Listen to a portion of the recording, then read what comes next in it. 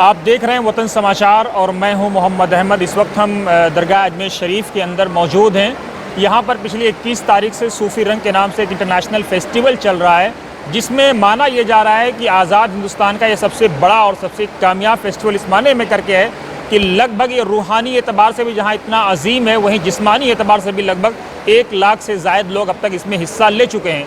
دنیاوی اعتبار سے اگر کسی ایگزیبیشن میں 200، 500 یا 100 لوگ آ جائیں تو وہ کامیاب مانا جاتا ہے، لیکن یہاں پر جہاں لاکھوں کا فٹ فال ہے، اس پورے کے پیچھے جو انسان ہے، جو ویکتی ہے، جن کی رچنا ہے، ان کی کافی تعریف ہو رہی ہے، ورنہ درگاہوں کے اندر ایسی چیزیں کم دیکھنے کو ملتی ہیں۔ ایسے زمانے میں اب جب درگاہوں پہ سوال اٹھنے کھڑے ہو گئے ہیں، ایسے میں سلمان چشتی جیسے لوگ اس بات کو دکھانے کی دنیا کو کوشش کر رہے ہیں کہ درگاہوں سے کیسے جہاں پیار، محبت اور پریم کا پیغام جاتا ہے، وہیں پہ صدبھاؤ کے ساتھ ساتھ یہ درگاہیں ایک لوگوں کو سکھانے کا ایک ذریعہ ہے، ان کے آرٹ کو نکھارنے کا ایک ذریعہ ہے۔ ہمارے ساتھ بات چیت کرنے کے لیے سیدھے سلمان صاحب موجود ہیں۔ سلمان صاحب جاننے کی کوشش کریں گے۔ سلمان صاحب، وطن سماچار میں آپ کا سواگت۔ السلام علیکم ورحمۃ اللہ وبرکاتہ۔ آداب اور بہت بہت دعائیں آپ کے لیے بارگاہ غری نواز سے۔ اور جیسا آپ نے اپنے الفاظوں میں یہ بات دہرائی جو میں ہمیشہ کہتا ہوں کہ دنیاوی اعتبار سے بھی جب یہاں پہ لوگ آتے ہیں اور روحانی احساس کر کے جاتے ہیں، تو ہماری کوشش یہی ہے پچھلے 16 سالوں سے، کیونکہ ہمارا 16th ایڈیشن ہے، بارگاہ غری نواز جو پورے بر صغیر میں 800 سال سے وہ پیغام دیتی رہی ہے محبت کا، امن کا، انسانیت کا اور ایکتا کا۔ تو یہاں پہ رنگوں کے مادھیم سے اور جتنے بھی تغرے ہیں، مقدس امانتیں ہیں، ہندوستان کے الگ الگ خطوں سے، کشمیر سے، کنیا کماری سے، راجستھان سے، بنگال سے، گجرات سے،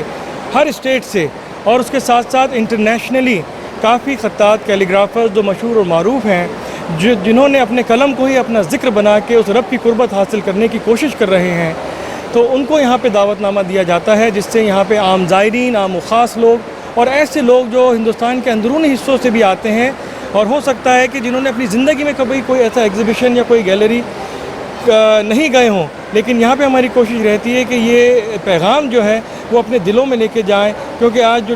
ڈیجیٹلائزیشن کی وجہ سے آج ہم دیکھتے ہیں کہ جو آرٹ آف رائٹنگ ہے وہ بھی کہیں نہ کہیں ختم ہوتا جا رہا ہے، لکھنے کی جو ایک کلا ہے وہ بھی ختم ہوتی جا رہی ہے، اور اگر کچھ لوگ لکھتے بھی ہیں تو وہ میوزیم کی زینت بنتی، عام انسانوں تک نہیں پہنچتی۔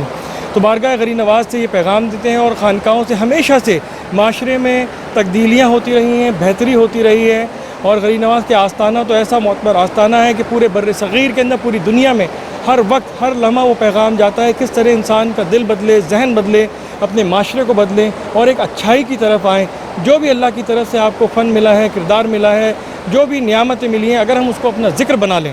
کیونکہ میں ابھی یہ بات دہرا تھا کچھ آرٹسٹوں کے ساتھ کہ جو ان کے ہاتھ میں قلم ہے، یہی ان کی تسبیح ہے۔ اگر آپ کے ہاتھ میں یہ مائک ہے اور نیک نیت، ایمانداری اور دیانتداری کے ساتھ آپ اس کا حق ادا کر رہے ہیں، تو یہ بھی آپ کی تسبیح ہے۔ اس سے بھی اس رب کی قربت حاصل کر سکتے ہیں جب ہم اپنے کام کو اپنا ذکر بنا لیں۔ اسی نیت سے ہم نے یہ 16 سال پہلے جو ایک دل میں غری نواز کی طرف سے اشارات ہوئے، اللہ نے ہمت عطا فرمائی، اور یہاں پہ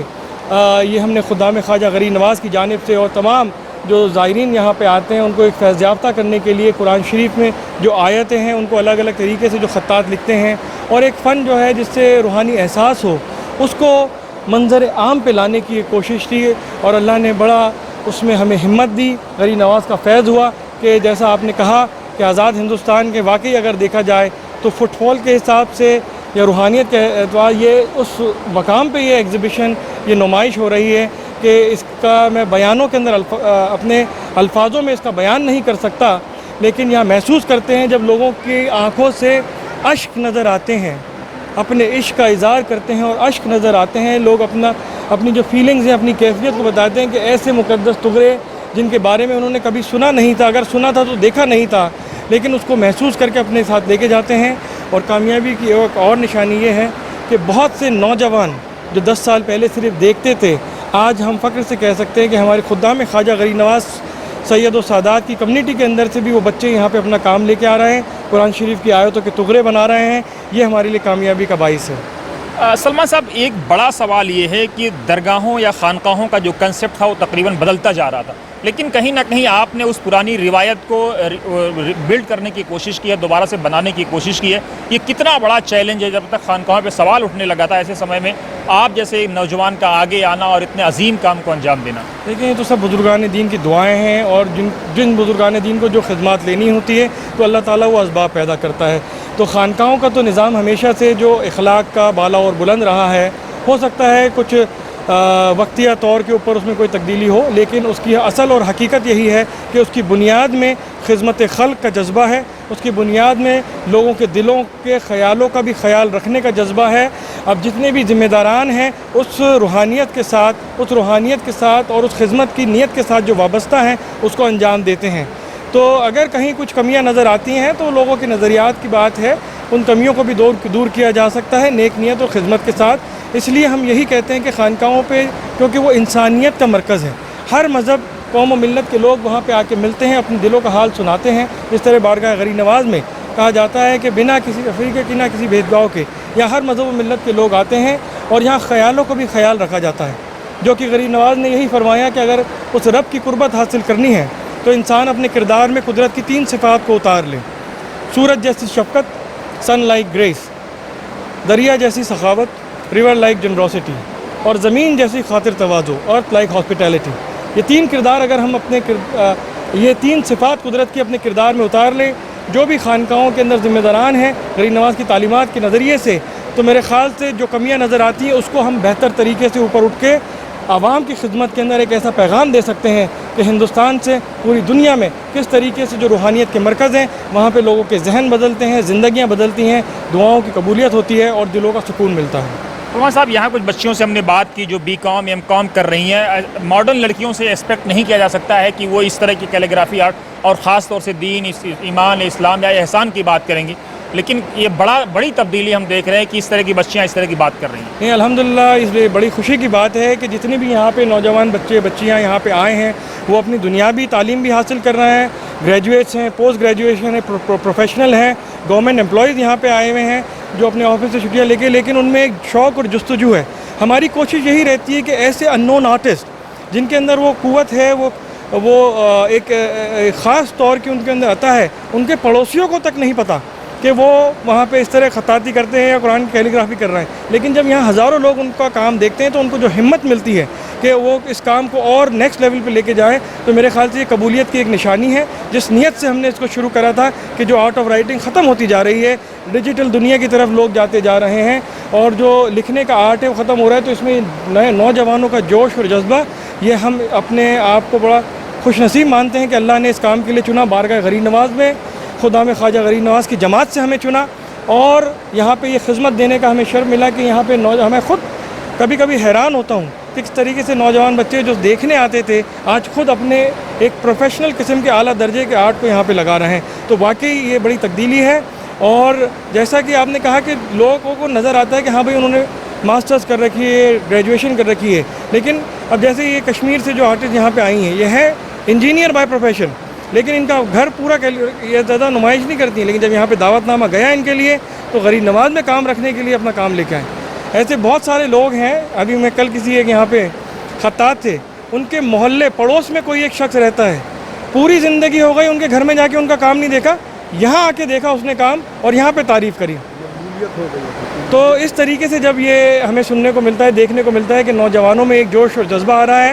اور روحانیت کی طرف اپنے قلم کو چلا رہے ہیں، تو اللہ ان کو اور توفیق عطا فرمائے. یہی ہماری دعا ہے بارگاہ غریب نواز. ایک چیز اور دیکھنے کو ملی کہ روحانیت کے ساتھ ساتھ ان کے فائنینشیل معاملات بھی اسٹیبل ہوتے جا رہے ہیں اس کیلیگرافی یا خطاطی کی وجہ سے. ایک بچی تو یہاں تک ملی جس نے بتایا کہ مطلب CR میں اس کا کاروبار ہے. جی بالکل. دیکھیں یہاں پہ یہ ہماری نیت یہی تھی کہ کیونکہ دربار شریف میں جب ہم یہ ایگزیبیشن لگاتے ہیں پورے 6 دن، تو بالکل ایک نان کمرشل ایکٹیویٹیز ہیں. یہاں پہ نہ تو کوئی خطاط جتنے کیلیگرافرز ہیں، نہ اپنا کوئی کمرشل یہ ہدیہ کچھ بتاتے ہیں، صرف فیض کے لیے. لیکن جب یہاں لوگوں سے ملتے ہیں تو they are free to distribute the card کہ بھائی ہمارا یہ کام ہے. اگر کسی کو کوئی کام پسند آتا ہے تو 7 دن بعد وہ ڈائریکٹلی ان خطاط سے، کیلیگرافر سے رابطہ کر سکتے ہیں. کسی تغرے کو اگر وہ ہدیتاً اپنے گھروں کی زینت بنانا چاہتے ہیں تو وہ خطاط اور جو ان کے قدردان ہیں ان کے بیچ کی بات ہے. تو یہ پلیٹ فارم بھی یہ ہے کہ ہزاروں لوگوں تک ان کی ریچ بڑھتی ہے کیلیگرافرز کی، جو عمومی طور پہ مطلب اگر آپ دیکھیں ان کے گلی محلوں تک ریچ رہتی ہے، لیکن یہاں پہ پورے ہندوستان اور ہندوستان کے باہر تک ان کی ریچ بڑھتی ہے. تو ان کو ایک امپاورمنٹ ملتا ہے, ان کا ہدیہ جو ملتا ہے, تاکہ وہ ایک سینس آف امپاورمنٹ آئے, کیونکہ this art has to be patronize. ایک زمانہ تھا آزادی کے پہلے کہہ لیں کہ جتنے بھی فنکار ہوا کرتے تھے ان کو جو چھوٹی چھوٹی ریاستیں یا صوبے ہوتے تھے وہ پیٹرنائز کرتے تھے. لیکن آج اگر ہم دیکھیں تو عوامی طور کے اوپر ایسا پیٹرنائزیشن نہیں ہے. اگر کوئی خطاط, اگر خطیب قرآن جو بہت اچھا معروف اور اچھی اسپیڈ میں لکھنے والا ہے, تو کم سے کم اس کو 1 سال لگے گا پورا قرآن شریف لکھنے میں.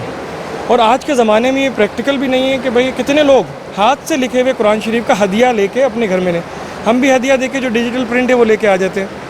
تو یا تو میوزیم ان کو سپورٹ کریں, لیکن عوامی طور کے اوپر دیکھیں تو جو ایسے خطاط ہیں جن کے پڑوسیوں کو نہیں پتہ قرآن شریف لکھنا ہے, تو ان کو سپورٹ کیسے ملے گا؟ تو ہمیں یہ محسوس ہوا کہ یہ فن اپنے بچوں کو پاس آن نہیں کر رہے تھے, اور ان کا تقاضا بھی صحیح تھا کہ کوئی سپورٹ کرنے والا نہیں ہے. لیکن جب یہاں پہ ان کو اپنا کام رکھنے کا موقع ملا, اتنے لوگوں میں ان کی پہچان بنی, تو ان میں ایک روحانی ہمت آئی, دنیاوی طور پہ ان کے جو رابطے بنے. اس سے سال بھر اگر کوئی ان کو کمیشن کرتا ہے کہ بھئی ہمیں یہ تغرا چاہیے, کوئی گیلری, تو یہ غریب نواز سے ایگزیبیشن ختم ہونے کے بعد پورے سال بھر ان کے پاس جو بھی انکوائری آتی ہے, ہم دعا کرتے ہیں کہ وہ اس میں آگے بڑھتے رہیں. ایک آخری سوال, کیونکہ جو خانقاہیں یا درگاہیں ہیں ان میں ایسی چیزوں کا کم سے کم بر صغیر کیا ہندوستان کی اگر بات کریں تو شاید یہ پہلی ایسی خانقاہ یا درگاہ ہے جہاں پر ایسی چیز آپ کو دیکھنے کو ملے گی.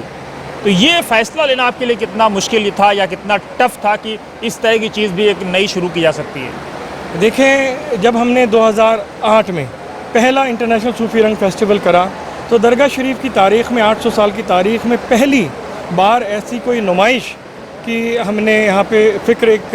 جو غریب نواز کی طرف سے جو اشارہ ہوا, جو روحانی جو بھی معاملات ہوئے, کہ پہلی بار 800 سال کی تاریخ میں کوئی ایسی ایگزیبیشن جس میں قرآنک آرٹ رکھا گیا. اس وقت بھی چیلنجز تھے, کچھ لوگوں نے کہا کہ بھئی درگاہ میں تصویریں رکھی جائیں گی, یہ ہوگا. تو ہم نے انہیں ہاتھ جوڑ کے گزارش کری کہ اس میں کوئی بھی ایسی چیز جو ان اسلامک,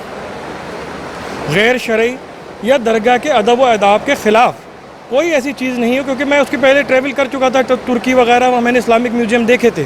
کس طرح ادب کے ساتھ وہاں پہ چیزیں دکھائی جاتی ہیں لوگوں کو. تو اس بات کا تھوڑا شعور تھا. تو جب ہم نے یہاں پہ جو ہمارے بزرگ تھے ان کو سمجھایا, تو انہوں نے اس چیز کو ویلکم کرا, اور الحمدللہ پچھلے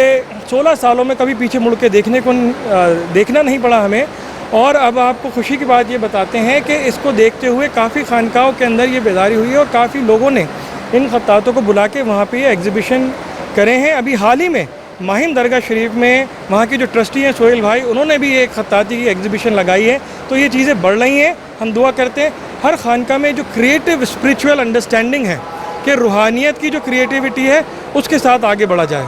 بہت شکریہ. تو یہ تھے سلمان صاحب جنہوں نے صاف لفظوں میں کہا کہ